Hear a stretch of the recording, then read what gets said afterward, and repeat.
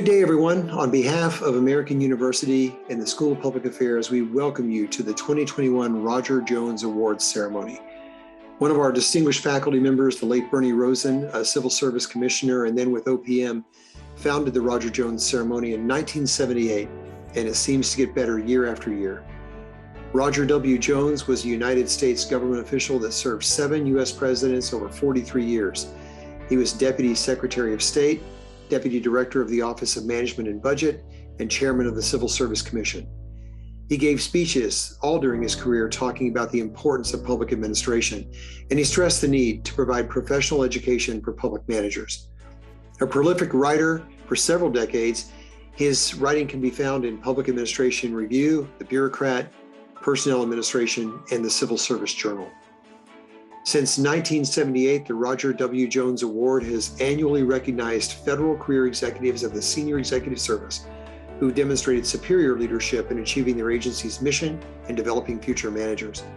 In line with the values of the Key Executive Leadership Program, this prestigious award is reserved for those who demonstrate a commitment not only to mission success, but to building and growing those whom they lead. Before we get too far down the road, I just want to say thank you to the Roger Jones Selection Committee, the members of the Key Alumni Advisory Board, and the Key Diversity and Inclusion Council, who poured through some very competitive nominations to come up with our winners today. Thank you for all your time and commitment to making this happen. And thanks to the Key program, the Key team especially, who do their magic better than anyone, especially Lamont, Nate, Jennifer, who are now behind the scenes right now like astronauts with all kinds of technical gadgets, making this event work for us. You know, it seems like leading is growing more complex every day. Pandemic, post-pandemic, almost, the Great Resignation, and more. We need leaders that care, leaders that drive change, and leaders that can create the leaders of tomorrow. We have the most talented, diverse, educated, and committed workforce of any government anywhere in the world. And our winners tonight are the best of the best. In order to be selected for this award, nominees have to demonstrate selfless commitment, dignity, humility, tenaciousness, and vision. And we have some really tremendous leaders with us here today, servants of our nation, people who are part of our government, delivering civilization to us every day, friends of our government, all doing amazing things to effectively serve our nation. We have leaders from the public, nonprofit, and private sectors, along with faculty, coaches, and staff from the School of Public Affairs and the Key Executive Leadership Program, all here for the same reason, and that's to say thank you. To our nominators, you do what great leaders do. You recognize the work that was being done, you understood and valued its impact, and you took the time to tell someone about it. We wouldn't be here if it weren't for you, so thank you. And of course, we have our award winners, Maribeth, Brian, Stephen, Kenneth, the reason we're here today. We've been waiting for this moment, so let's get this show on the road.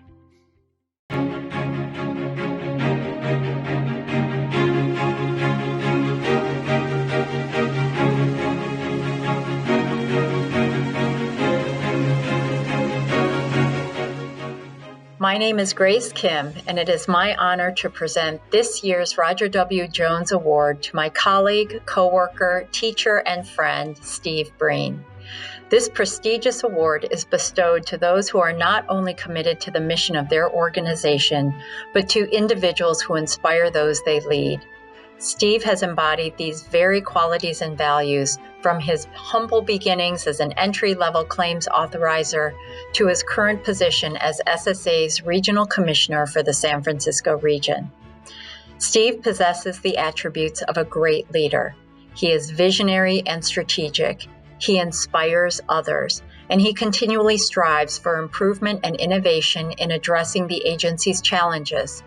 But his legacy to SSA will be the strong, public service-minded leaders who he has developed to carry on the mission of SSA long after we all leave. Steve has mentored individuals throughout SSA, from senior executives to staff positions, and he has worked tirelessly to establish development opportunities for employees, including establishing leadership development programs for all grade levels within the San Francisco region. Steve has positively affected the lives and careers of countless individuals during his tenure, including myself. Steve often says, "Keep the main thing the main thing." I believe those simple words and perspective are responsible for his success because his focus is always on SSA's mission to serve the public and caring for its employees. On a personal level, I would like to thank Steve for being my trusted advisor and friend. While I recognize his accomplishments as a leader and colleague today, it is my friendship with him that I value the most. Please join me in congratulating this year's Roger W. Jones Award recipient, my friend, Steve Breen.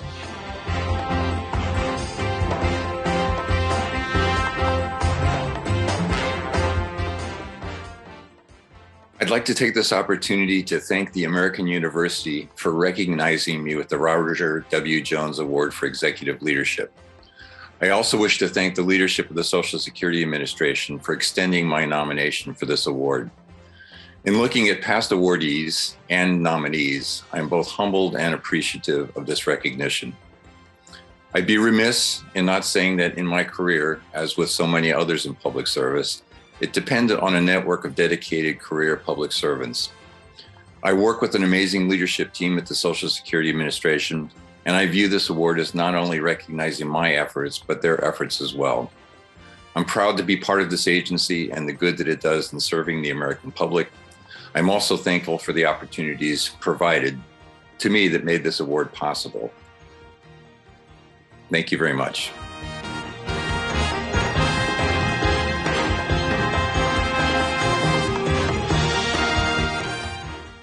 I was truly honored to have the opportunity to nominate Maribeth Petrizzi for the Roger Jones Award for Executive Leadership. When I think about leadership and how to become a better leader myself, I think about several core characteristics: compassion, openness to change, and courage. Maribeth has exemplified these characteristics throughout her sterling federal career as a leader in antitrust at both the Department of Justice and the Federal Trade Commission. But I got to benefit from Maribeth's leadership qualities as a model at a pivotal time in my own journey as a leader, when I took over as acting chair of the FTC in January of this year. One of my first decisions was to ask Maribeth to serve as acting director of our Bureau of Competition, essentially becoming the manager of one half of our agency and the steward of our competition mission overnight. I was new in my role, our agency was going through a directional shift, our commission was divided, and our staff had been working at a breakneck pace at home in a pandemic for many months. Maribeth was exactly what we all needed. She helped staff navigate the transition, implemented policy shifts, pushed back when she thought I was wrong, and pushed forward when we had talked through concerns.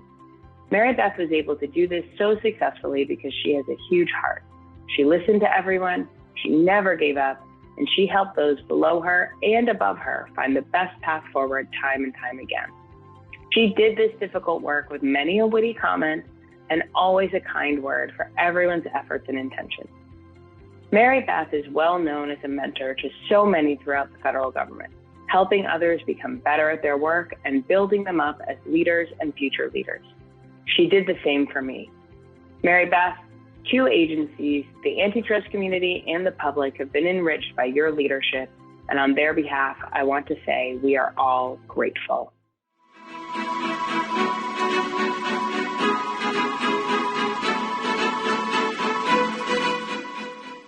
Thank you to the American University School of Public Affairs for this wonderful honor.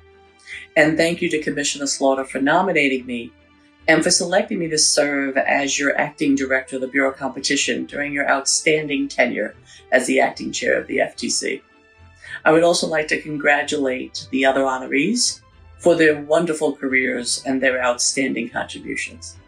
I have lots of people that I would like to thank, but I will limit this to my large extended family, who I thank for their continuous support, and to my partner Sandy Ray, who has supported me in every decision that I have made. And while I'm receiving this as an individual, I am sharing it with my colleagues at the FTC and my former colleagues at the Department of Justice, because none of the work that I have ever done and none of the work that I will continue to do could be done without their outstanding contributions. And finally, I have had the tremendous good fortune, not once, but 3 times, to be given the wonderful opportunity to work at an outstanding agency, twice at the Federal Trade Commission and once at the Department of Justice. Lots of people talk about where they work as the best place to work, but what could be better than to say the agency where you work has a mission statement that says it is to protect competition and to protect consumers. I have been truly fortunate in the career that I have had, and I want to thank you again for this wonderful honor.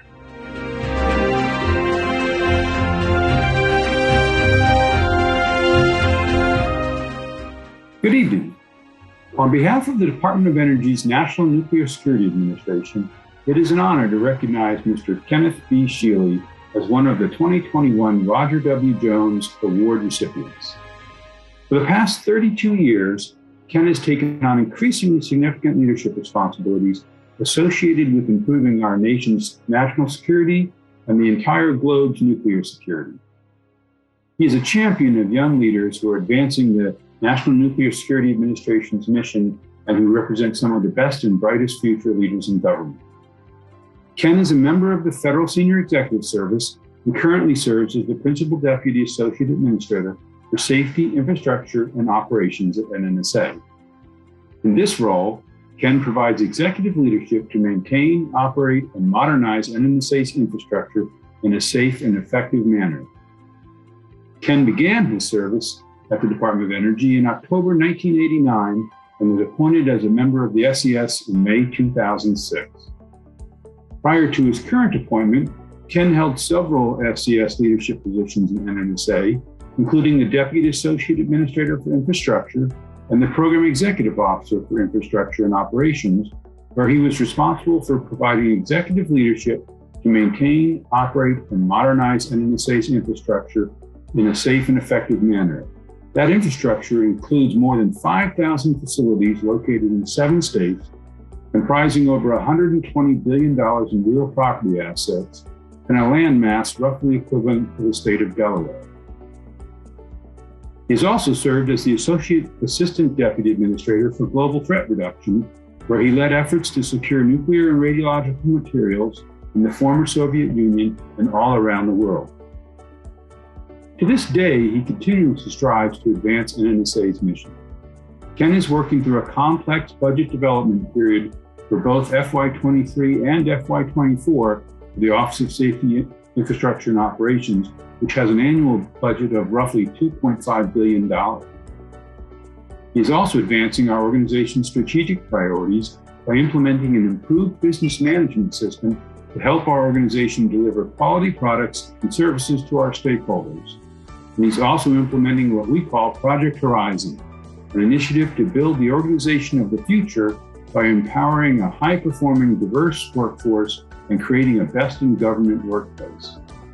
This comes on top of many years of successfully reinvigorating efforts to modernize and maintain NNSA's infrastructure. Thank you to Ken for his many years of public service to this nation and for your exceptionalism and steadfast commitment to our national security.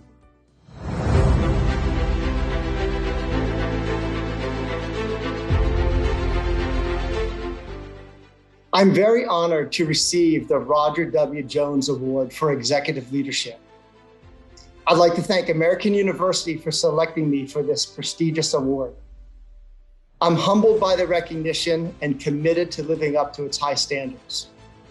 Congratulations to my fellow awardees. I am in awe of your public service and leadership accomplishments. As leaders, our goal is to not create followers, it's to create more leaders. And we do this by believing we can make a difference, challenging the status quo, respecting, including, and enabling others, and leading the way by example. Thank you to my colleagues at the National Nuclear Security Administration for your outstanding service to our nation.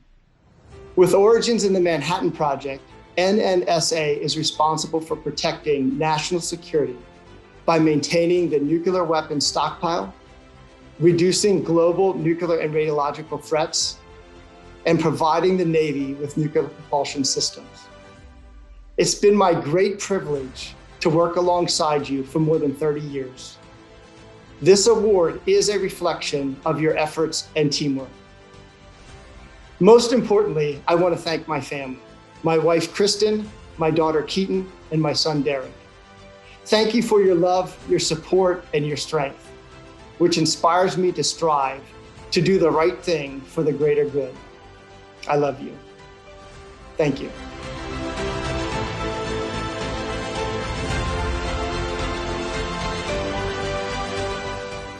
It was my distinct pleasure to nominate Mr. Brian Toland for the Roger W. Jones Award for Executive Excellence.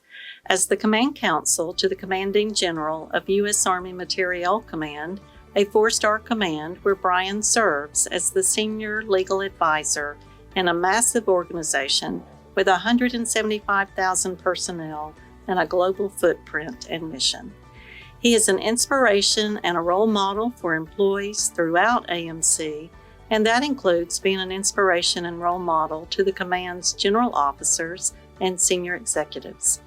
Leadership is measured by organizational outcomes, and by every measure, Brian has enabled AMC to achieve results that serve our soldiers, our civilians, their families, and most of all, our nation. Brian's proactive approach to leadership, thoughtful mentoring, career development, and recruitment has ensured that all 12 of AMC's geographically dispersed legal offices operate as one team. As an American University certified executive coach, Brian has coached or mentored several individuals, including newly appointed senior executives. Simply said, people follow his lead. That's because he sets the highest standards while modeling an extraordinary work ethic that's balanced with a genuine concern for the welfare of his subordinates. He empowers his employees and enables them to reach their potential through training, sincere one-on-one mentoring, and by providing opportunities for growth. I have served with Brian for more than 10 years, and I can attest to the fact that he is an extraordinary leader of immense talent. I know of no one more deserving of the Roger W. Jones Award for Executive Excellence than Mr. Brian Toland.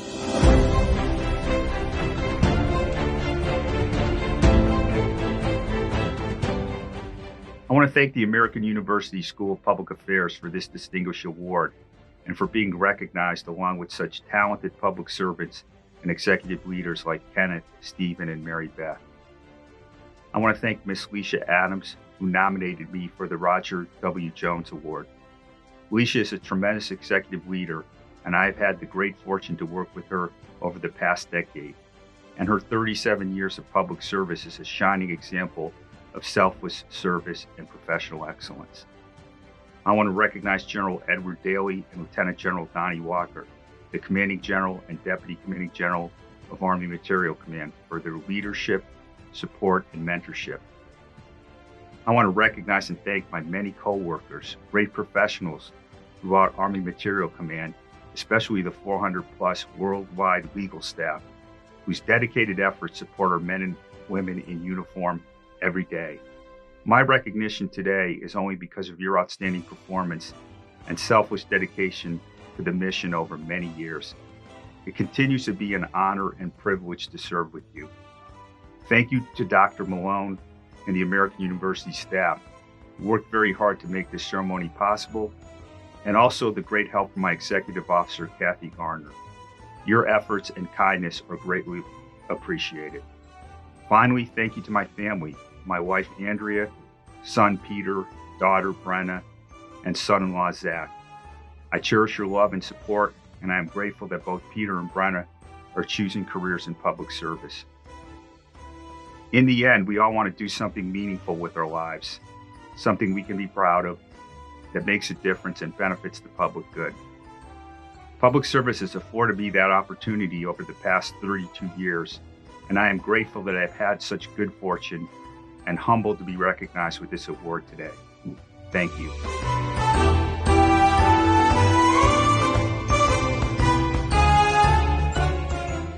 Hi, I'm Vicki Wilkins, Dean of the School of Public Affairs here at American University. I just want to send out my congratulations to our Roger Jones winners this year. Stephen, Maribeth, Ken, and Brian We're so proud of you and happy to congratulate you on years of public service and leadership. Thank you and congratulations.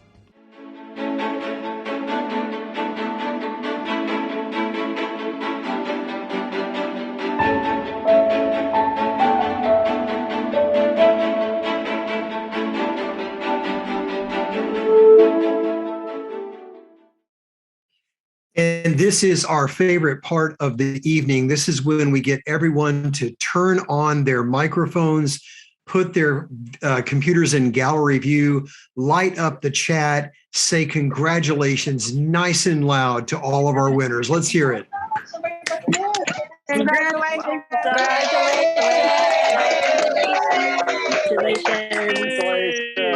Congratulations, Dad.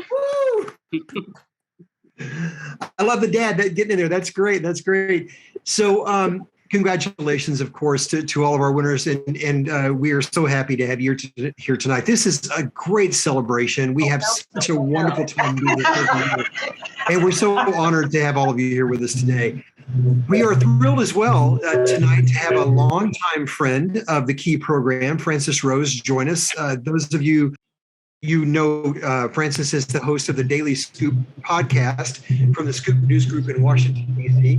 On Washington's ABC 7 from 2016 to 2021. He's covered the federal government since 1998, and his 36-year media career includes stops at America's leading broadcasters like ABC Radio, CBS Radio, and Westwood One. Frances, as much as anyone that we know, has been a proponent and an advocate for the public service, and we are very fortunate to have him here tonight to facilitate a panel discussion with our winners. So with that, I'm going to turn this over to Frances. Good to see you again, my friend. You are too humble, Patrick, to plug your own work, so I'm going to do it for you. Congratulations on your new book with Zena Such, Leading with Love and Laughter. It's on my stack, and I'm very excited to get to it because I can't think of anybody I will learn more about leadership from than you, except maybe the people that I'm going to deal with tonight. So thank you for inviting me to be a part of this conversation. Every time that I think about the Key Executive Leadership Program, I think about another person who introduced me to the program a number of years ago, and that is my friend Bob Tobias. And Bob is on this with us for this event tonight. Bob, I'm grateful to you for expanding my aperture to the work that's going on broadly in the federal government very early in the time that I started covering it. But also specifically with the Key Executive Leadership Program. I've just had a terrific time knowing these people and highlighting their work in the various outlets that I've had the privilege of having over time. And so I'm grateful for you, Bob, to be kind of my introduction to this space in particular, and a lot of the folks that I've dealt with more broadly. As I read through the bios of these people, watch these fantastic videos, the tributes to these folks, and the ways that they've accepted these awards. Something jumps out at me, one common thread, and that is that humility that I pointed out in Patrick as a former public servant himself, and I guess still in a way because of the way that he facilitates this program. I note that in all of them. I didn't see any of the four of you who said anything at all about themselves. They were very excited, all of you, to recognize other people. And so I'm glad that you have this opportunity to get the work that you've done, the wonderful work you've done for the American people highlighted tonight. I also note that each of the people that paid tribute to all of you paid tribute to the work specifically that you've done in cultivating the next generation of leaders. And that's where I want to start our conversation, folks. I think, Maribeth, I would like to begin with you because as I look at your work and watch the video that we saw a moment ago, it strikes me that the work that you've done to cultivate the next generation of leadership, not by accident. It strikes me that you have been very deliberate and very thoughtful about how you did that. What does that look like specifically? And how do you respond to people, whether they approach you first or not, who have the traits that you think? So lots of people often ask me, Francis, what's your biggest accomplishment and what's the most important thing you've did or what's the thing you're most proud of? And it would be extraordinarily easy for me to talk about some wonderful litigation or some big case, and that would never be my answer. My answer would always be the opportunity to work with people and foster their growth and development. Because as I work with an individual, that individual then develops, becomes the better version of themselves, becomes more empowered by their own skills, and then they're going to affect an exponential number of cases and not just that one I talked about. And you're absolutely right, it is purposeful. It is one of the greatest joys I have in my career is the time that I spend working with people, because it's never one way. I have benefited from all the people I've worked with, and they've taught me something, and I've learned from them. And so, I often talk about the people I like to work with and the people I like to manage with. It's equally important to manage the people we're working with as it is to manage the cases, because the more we can develop people, the better our cases will come. But to me, it's always been more important to help people develop in their own skills. That to me is the greatest joy I get at my job. Same question for you. What do you look for as you're cultivating the next generation of leaders, and how do you go about bringing that out in people? Was that directed to me, Francis? I think yeah. It's a really good question, and it's one that concerns me a lot in that, we're a fairly mature organization in Social Security. We're not entrepreneurial. We're not out, creating new products to sell. And in that sense, we really do focus on improving the processes that we have. I've really been maybe selected by folks. I was a reluctant mentor, but I've had people come to me and ask for advice in their careers, and I think it's the same. I know there's discussions about Gen Z and millennials and boomers and how they're all different, but I think at the heart of everything, all of those groups are the same, and they're all really looking for the same thing. It's easy in a mission-driven organization like SSA to get behind that mission. I just keep it focused. I get people thinking about their careers, looking forward. I really do, like Maribeth, just get really jazzed about trying to help people. And when you see the results of it, it's almost like a good positive feedback loop. And you get to do it again, and it's very satisfying. So hope that answers that. I appreciate that. I welcome Ken. Thanks for joining the conversation. Congratulations on winning this award. You said in your video that you were in awe of the other awardees, and I imagine they feel the same way about you. What do you look for as you're trying to identify the traits of leadership in someone else so that you can decide who it is that you want to work with? Yeah, thanks, Francis. I mean, I really did enjoy Maribeth and Steve's answer because there's a lot of commonality, I think, there.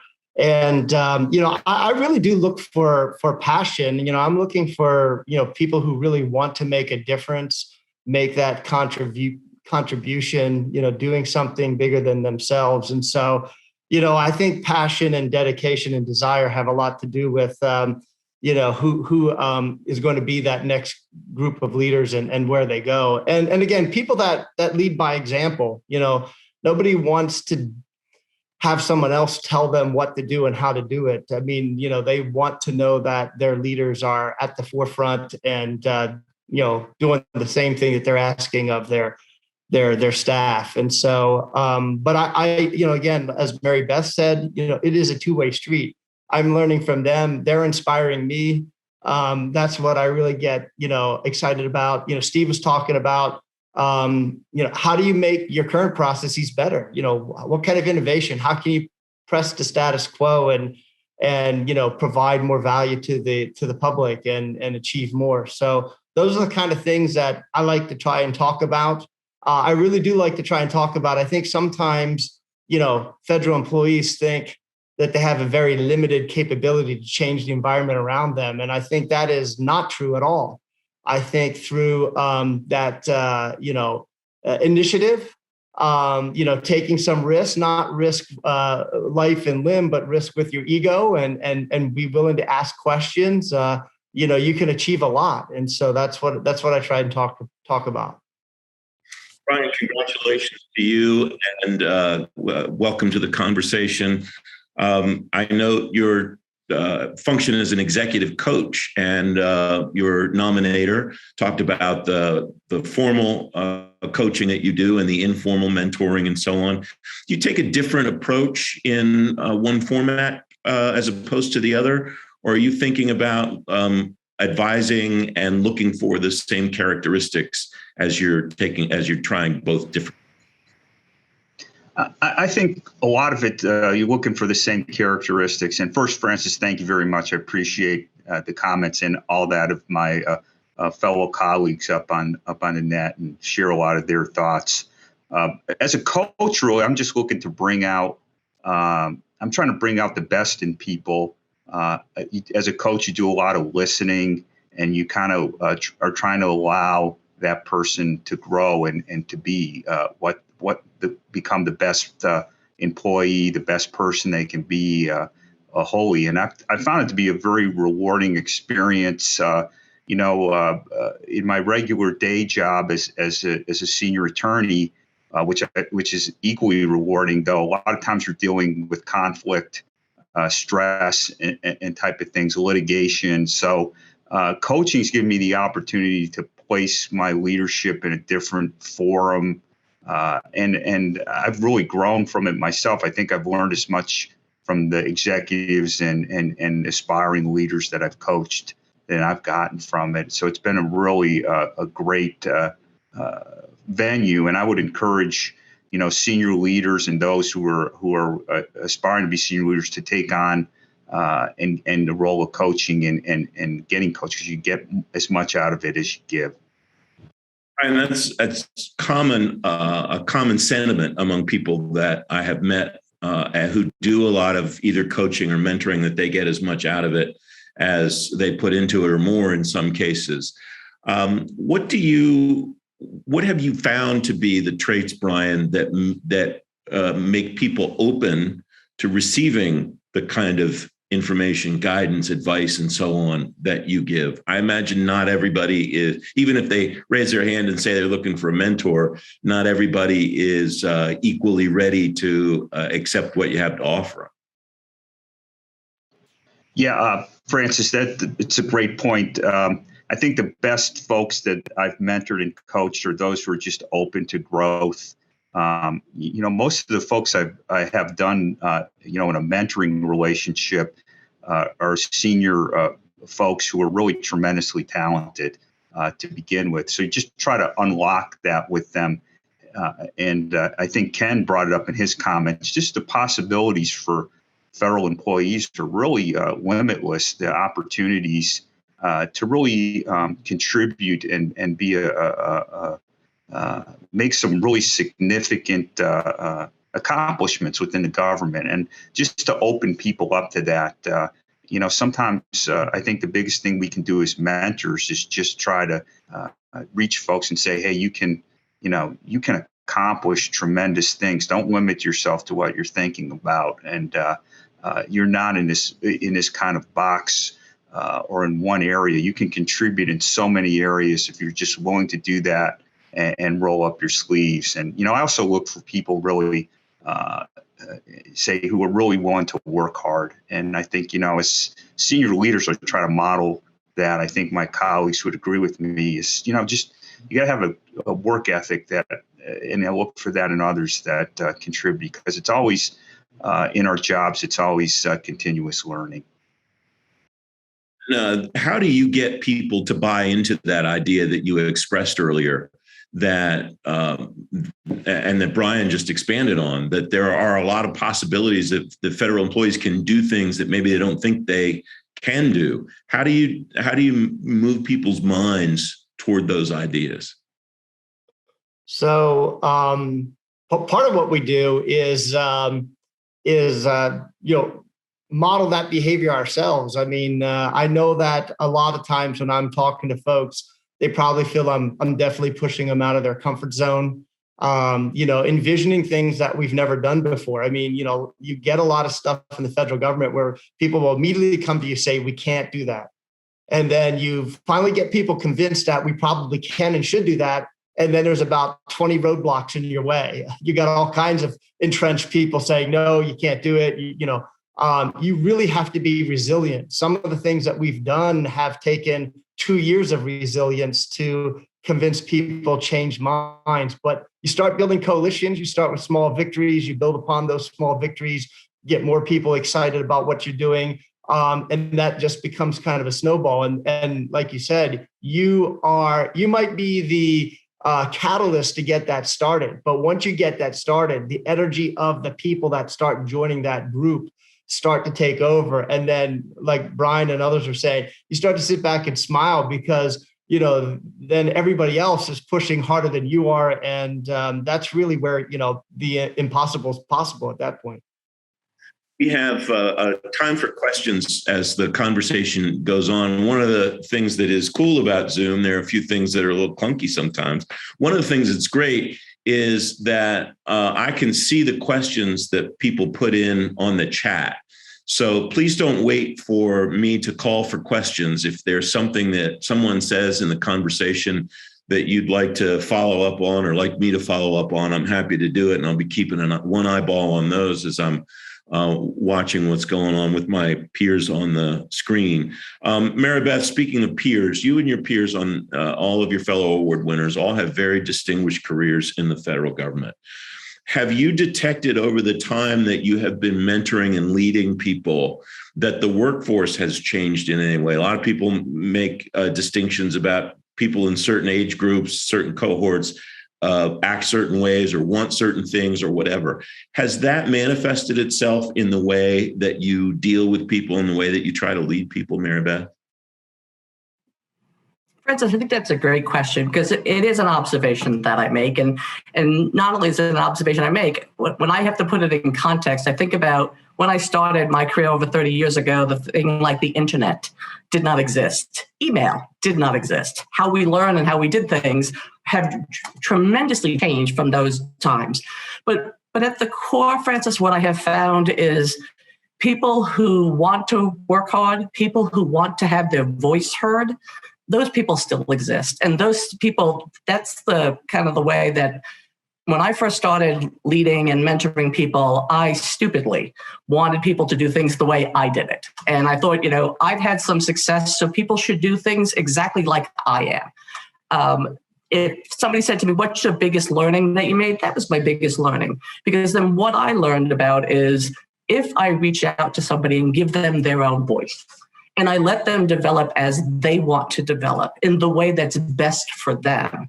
Francis, I've seen that threads through everything I've done over the last 30 years. That's been a constant. And how people want to be treated as an individual, how people want to develop as an individual, and how I might bring someone aboard, maybe some cases and the types of cases I give them, help them. Other people need external training. Making sure that I treat each person as an individual and work with them and help them evolve as they want to, that's been a constant, Francis, for the last 30 years. Steve, have you detected the same thing in the people that you've worked with over time? And if so, how do you go about determining which of those different ways of learning, receiving information, receiving leadership, receiving advice that you might give? How do you determine what the right way is to reach somebody? Yeah, thanks, Francis. And I just want to comment on something that Ken said about, setting something off and watching it go, watching it develop. There's also, you also sometimes need to champion ideas. And sometimes when you hit those roadblocks, you just got to keep pushing past those. I think that's really important to note. But I use this analogy. There are certain employees that you're coaching and working with who, if you've ever driven a car where the power steering goes out, you can steer it, but you really have to lean into it. And there are others who are like sports cars in the sense that, just a touch of guidance and they're off in the direction that that probably is going to benefit them. So I think it really is an individual thing, and working with the person that you're mentoring, training, to know exactly what kinds of things they need in order to see a new way, to see a new direction. And, you don't want to lean into the person who's really ready for change and just, eager to soak it up. And sometimes you really do have to lean into the person who believes that they know it all, have all the answers, and you really are trying to open windows for them.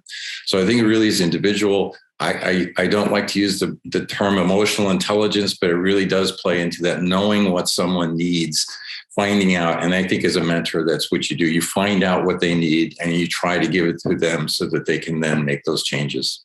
I want to go back to our executive coach, Brian, because I think that idea of reading what someone needs is probably really important as you work with somebody, either in a formal or an informal level, isn't it, Brian? Yeah, Francis, that's true. You really do. And, a lot of times it's just a simple matter of listening. The technique, I think all of us as leaders would say, that's one of the most important skills you can have. And I think one of the things that executive coaching has helped me do and has helped my skill set as an attorney is to continue to listen. And you really pick up a lot on that. And the folks really are so talented. You asked a question about the different millennials and baby boomers, I just really, the generation coming up, I'm just so excited about. They want to really contribute. They want to make a difference. They want to be part of making this country better. And, working for the Army and seeing all the young soldiers come through, it's really, it really is quite humbling. And so, in that sense, I really think our future's bright. So for us who are kind of on the back nine of our careers, it's really by far the most important thing to develop those folks and future leaders. I love that. My son said last week, which is, Dad, what are you worried about? You're almost finished. And finished sounded so final. Coming from a 21-year-old kid whose tuition I'm still paying, I had to have second thoughts about that. So I like your analogy a lot better, Brian, and I appreciate that. Questions starting to come in, and so we'll just spread them around. Are there concerns about the Great Resignation, and what will that require of our leaders? And that's actually ties into something that I had jotted down during each of your video presentations, which was, you all have very tenured careers in the government, if not at one particular agency.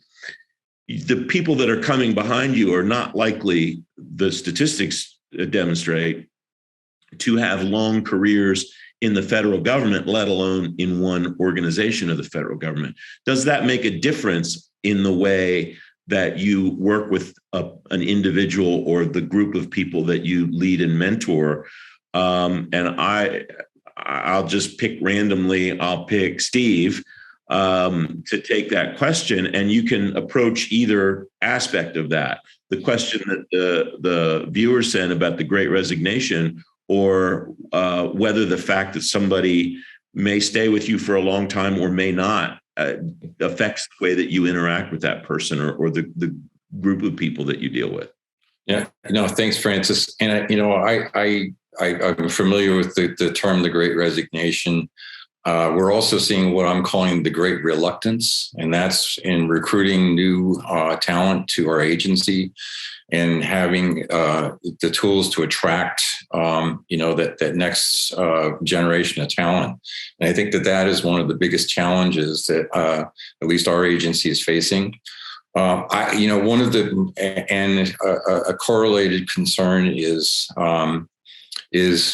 especially now during pandemic times, creating that sense of camaraderie and culture that is so critical. When you have people in face-to-face setting, it really makes a difference, and they sort of get the SSA way and they understand what things are about.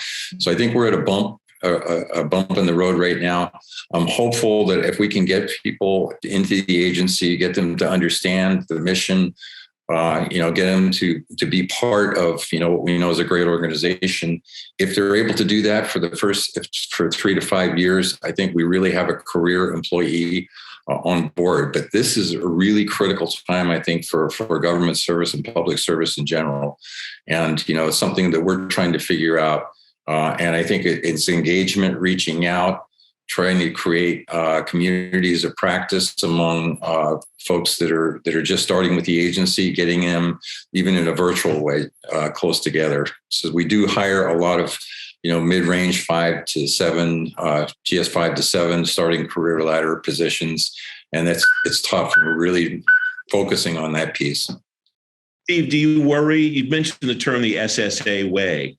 Do you worry that as time goes on, that might either be diminished or lost as a result of churn in the base if folks are not there for long periods of time, or if fewer folks are there for long periods of time? Or, as you said, if you get somebody for 3 to 5 years, then they're probably going to be there for a while, and those can be kind of the standard bearers for that SSA way. Yeah, absolutely, Francis. And I think, when I say that, I don't say it from a position of it's the only the right way, but there is a real, I would say, burning sense of what we do and how important it is. And I think that churn really, if we cannot keep people long enough to get that feeling, or if they don't start with that feeling, it's really hard. I know many, many people who came to the agency years ago. I'm going to stay here for 6 months. I'm going to stay here for a year. And, 35 years later, they're still telling the same story. I was here for 6 months and here I am. I was one of those people. Okay. So yes, it's really important. And I think this time right now is a critical time for our agency and many other agencies out there from what I've been reading. All right. Question for the panel. What's a piece of advice you wish you were given at the beginning of your career in public service? Maribeth, can you take that one?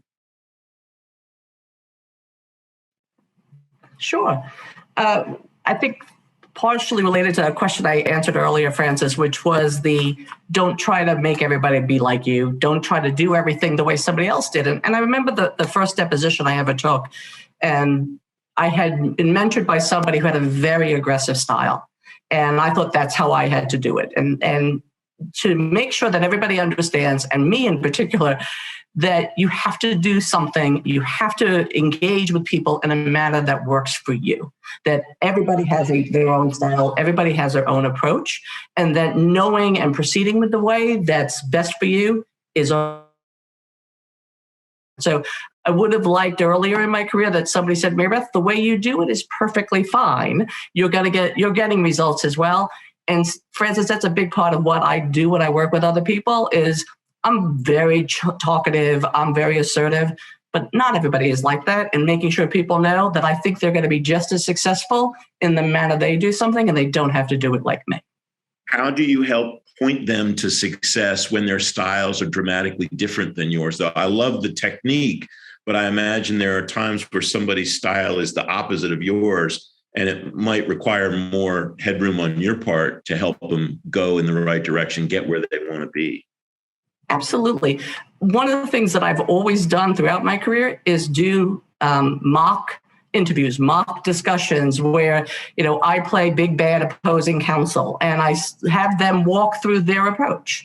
And I talk about, let them bounce questions off of me, let them introduce evidence against me, and show them how the way they're doing it could be equally successful. And that knowing your work, knowing the facts, knowing your case, your approach doesn't matter as long as you're comfortable with that approach. So do, mock cross-examinations, do mock interviews, let them, sometimes I've done where you record yourself so that we sit together and work through what they felt was good about what they did, but really taking, Francis, a lot of just one-on-one time with somebody. Anybody else have advice they wish they would have gotten at the beginning of their careers that you want to share? Yeah, I'll go ahead. Tying some of these themes together, I mean, I think one of the best pieces of advice that I wish I would have had is nobody's really going to champion your individual career as much as you are. And you need to be your own HR person. And that gets back to the conversation we had earlier. And I agreed with everything my colleague said. And I think at the heart of that is to really create an environment, a trusting environment, where employees will tell you what they want to do. It's a lot easier for us to help an employee get to what they want to achieve if they tell us what it is versus us guessing it. And that all comes back to really creating that trusting environment. So as Maribeth was pointing out, you can individualize the support and the information you're providing to individuals. And I think that goes a long way. I've had folks, of course, you always have a agency bias where you're trying to keep people in your agency, but I don't think that really makes a difference at the end of the day. You're really trying to help further people in their career what they want to do. I've had people tell me that they want to become the Secretary of Energy. I've had people tell me they want to become a professor in college. And again, it's just like when you're a little kid, you might have said, I want to be a firefighter. Well, your dreams change. 5 years later, you want to be something else. So you're trying to build those building blocks and give them the support that they need to, pivot if they want to do something different later. Steve, you wanted to throw something in there? Yeah, just briefly. I would have probably told myself, and I tell newly starting employees to be curious about the agency, and not just the agency, because Ken reminded me, if someone really has a dream to be in another agency, I'm fully supportive of that. Reluctantly let them go, but I like to see it. But being curious and just finding out as much as you can, not just about your own agency, but about government working in general, about Congress, about legislation, regulation, and how those all play into all the programs that we administer. Just more information sooner. It just makes you a more well-rounded, better employee. Brian, either pursuant to that particular question or from the experience that you've had working with people, what do they usually want to know? What kinds of questions do they usually bring to you? Is there some common thread among what people are trying to get out of their interaction with you as a mentor or a coach? A common thing at the beginning, somebody will ask, is there some kind of magic formula? And there really isn't. It's based upon, I think everyone would agree, it's based upon what you want to do and what your skill sets are. And some, we had a former general here who was one of his sayings that I really liked is you got to see yourself. And sometimes people have difficulty seeing themselves and what type of leader or what kind of thing would make them happy, because we have great employees who make significant contributions to the agency, to the DoD, who are not, they don't want to be leaders. So we need to set those folks up for success and the things that they want, and then to in the leadership realm is to try to kind of identify those people who maybe don't realize it themselves and unlock that. And the curiosity, Steve, who talked about curiosity, that's really fantastic. And just encouraging people, hey, get outside of your comfort zone, get as much education as you can. One of the great things in federal government is there's lots of courses you can take throughout the government. Sometimes, that doesn't cost anything, that can really aid in your development. So just ask people to be curious and seek that out. And I think I've over the years, looking back, I wish I had done that even myself a lot earlier, but I did do it. And I've been, I think it's one of the skills to pass on to others is just to soak that up. And there's a lot of great things here, and try to work your way into those and seek out the benefits. I'm really grateful for you, all of you, spending time doing this with us tonight. I think I want to close by getting your opinions on something. This is a great question that's come in from the audience. What do you think the future of public service should look like? I like it because there's lots of latitude there. You can do anything with it that you want. And I'll pick on Steve to go first, and the others can go behind. Yeah, thanks, Francis. I think we need, as public servants, as federal careerists, I think we need to do a better job of really pointing out, the benefits of federal career service, and I'll extend that to, it was easy. My brother Joe is on the call here, and he preceded me into public service, and he retired from the Department of Defense, and I think he had a lot to do with me actually seeking out public service. But then it was a little easier. Now I think there's so much competition for new employees, recruits to private industry, state and local governments and federal, that we really need to do a better job in marketing our positions to them. It's, starting salaries being what they are, you may be able to get a job at Starbucks as a barista at the same starting salary as you would in a non-professional federal position. So we really need to paint a better picture for that, and make sure that folks understand the real benefits and what a long-term career can do for you personally and professionally. Maribeth, what would you like the future of public service to look like? I think to continue through leadership, Francis, when I think about things that are really important, I think to me and my career is things on diversity, equity, inclusion, and accessibility. As federal government agencies, we should be leading the forefront in that. And I know that's something historically that I've looked at statistically, the agencies I've worked with and what we're doing in those fields, we can do more. And, I have worked on programs at my agencies about really trying to reduce attitudinal barriers when you're looking at somebody with disabilities, and making sure that they have contributions, not just as individuals, but really outstanding lawyers and contributors to our agency. And there's lots of wonderful ways that people can find great careers in federal government. But if we continue to lead in things, we're going to be attracting more and more people. And I know it attracts me to be able to work with others, to really be on the forefront in a government agency, to really think about DEIA issues. We have a mission. We have a mission to protect consumers and to protect competition, but we also have a mission to really be the forefront of leading by example in terms of DEIA issues. And I think we should take that and run with that and be very successful at that. Just very quick, Maribeth, where you have seen organizations in government be successful on DEIA issues, are there common threads in what they've done to achieve that success? Hard things, Francis. Looked inside, looked introspectively on what we're doing. I've been part of a task force on racial equity at the FTC, and I was part of a diversity committee at DOJ. It's very easy to talk about programs we're doing. It's much harder to look inside of what we're not doing successfully.